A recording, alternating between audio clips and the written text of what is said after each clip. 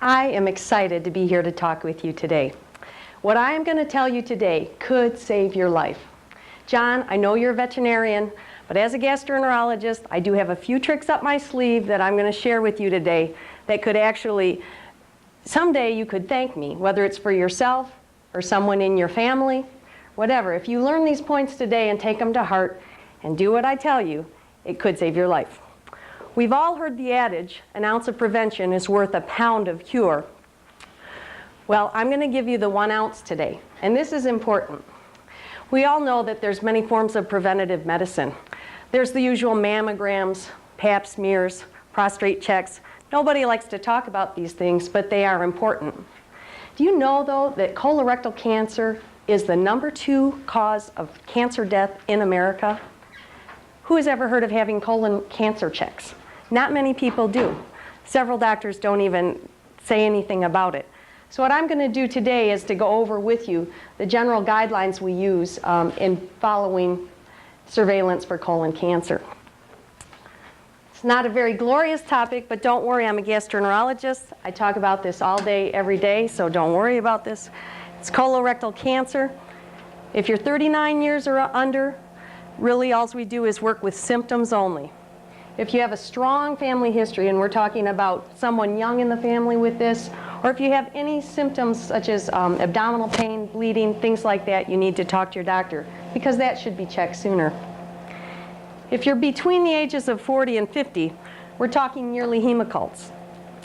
If these are positive, we're going to go on to further invasive testing. The next one is the one that most people don't really know about or don't want to do. But by the end of my talk, when you realize that colon cancer is preventable by checking for it, if I can drill it into you enough, maybe when you turn 50, you'll be willing to have this done. At 50 years or older, a screening colonoscopy is recommended. And thereafter, every 3 years, if you're found to have any polyps during the procedure, or if there's a strong family history. It's a real easy procedure. It sounds horrible. The prep is the worst. What we do is have you clean the bowel out. We take a fiber optic scope. It has a fiber optic chip on the end. Go through the bowel. On the way out, if we find anything, say a polyp here, we take a wire loop, snare it, burn it with electrical current, take it off, and the risk for colon cancer is then completed. It takes 3 to 5 years for a colon polyp to develop and turn into a colon cancer. Excuse me, it's usually 5 to 7 years. And so if we do this every 3 years, if you are a colon polyp former, it should save you. Now, I know most of you are going to want to go away from here and say, I want to forget that talk.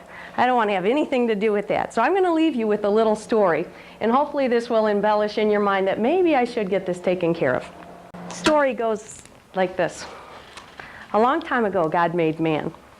Now God, he was pretty excited. He said, this man is terrific. Because I only ask one thing, man. I only ask one thing of you.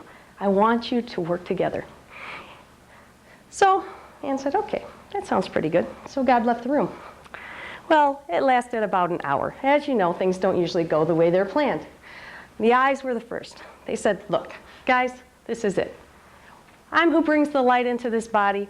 I'm the one who sees everything. I'm going to rule. The ear said, no way. We are the ones who hear everything. There is no way in the world you're going to rule. I don't care what you see. It's what I hear. What I hear, that's the most important. Well, obviously the mouth, he chimed right in. He's like, all of you, just shut up. I am the mouth. I'm the one who speaks. I am going to be the one who rules this body. Well, they were going on, and all of a sudden, can you believe it? The rectum. He said, I'd like to rule. Well, you can just imagine. I mean, the eyes, the ears, the mouth, they started to laugh. They started to giggle. Well, what do you know? The rectum just closed right up. Was embarrassed, said, okay, just closed right up. Well, you can only imagine, can't you feel what happened?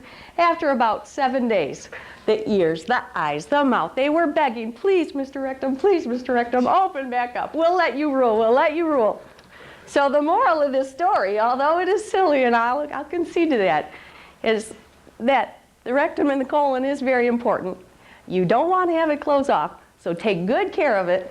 Get your checks when I told you to, and we'll all live happier, healthier lives.